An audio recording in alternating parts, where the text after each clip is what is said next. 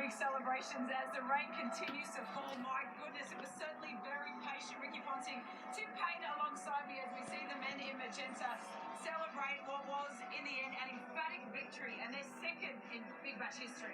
Yeah, they were terrific tonight. Another really polished performance from the Sydney Sixers. Asked to bat first, 5 for 116 off their 12 overs. Josh Philippe again outstanding. Jordan Silk with a little cameo, 27 off 18 balls. Stephen Smith, 21. Melbourne Stars came out to bat, just didn't go right from the start. 6 for 97 they've ended up. Nick Larkin, the only man really contributed anything worthwhile with 38. The Sydney Sixers bowlers again led by Nathan Lyon with 2, Steve O'Keefe with 2, and Josh Hazlewood, who was superb in his first over in particular.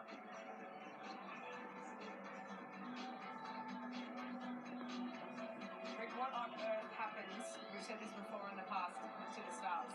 I think they're just too heavily reliant on Stoinis and Maxwell. Simple as that. Stoinis had to get the Stars off to a flying start. He wasn't able to do it as on either Lozic, as you can see. But so much relies on those two batsmen, and they just couldn't get the job done tonight for the Melbourne Stars. It's all the excitement.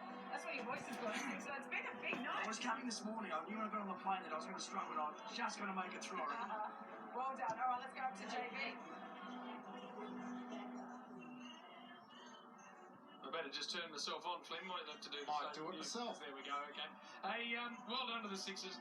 They just had a bit about them back into the tournament, didn't they? You had Hazlewood, you had Lyon, you had Smith to what is an already really good team, and they just had nice momentum building into what was an emphatic final series. No, it's really good to see. You back that with an experienced coach, Greg Shippett, with a very experienced captain in Moses Henriquez. So they were a very good team even before Hazlewood, Lyon and Smith joined them there. You know, Vince is a very good overseas player. You've got to remember they actually won the tournament without Tom Curran, who was close to MVP again in his second season.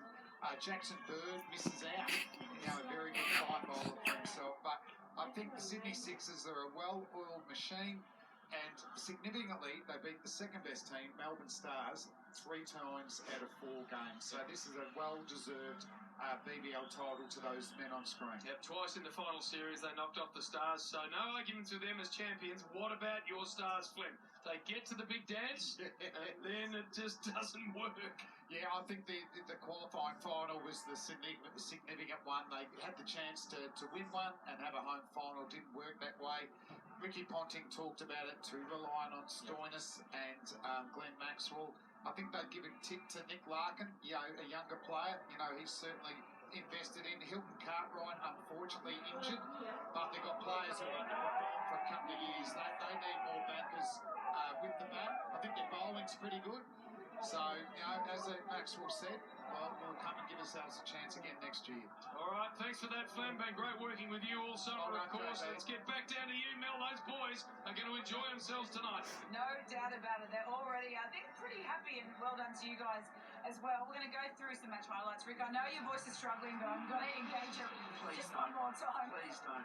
Well, the story of the day. The covers, they were on, they were off. The crowd, a decent crowd, given the forecast, came, and didn't Josh Philippe set the tone? Well, he was my player of the day, no doubt about that. He got off to a great start. I mean, he's just an ultra-talented young player, whether it's fast bowling or spin bowling. He's dynamic all around the ground. Glenn Maxwell brought himself into the attack, picked up 2 very, very vital wickets, but as long as Philippe was at the crease, I thought the Sydney Sixers were in control of the game, mate. Yeah, they were.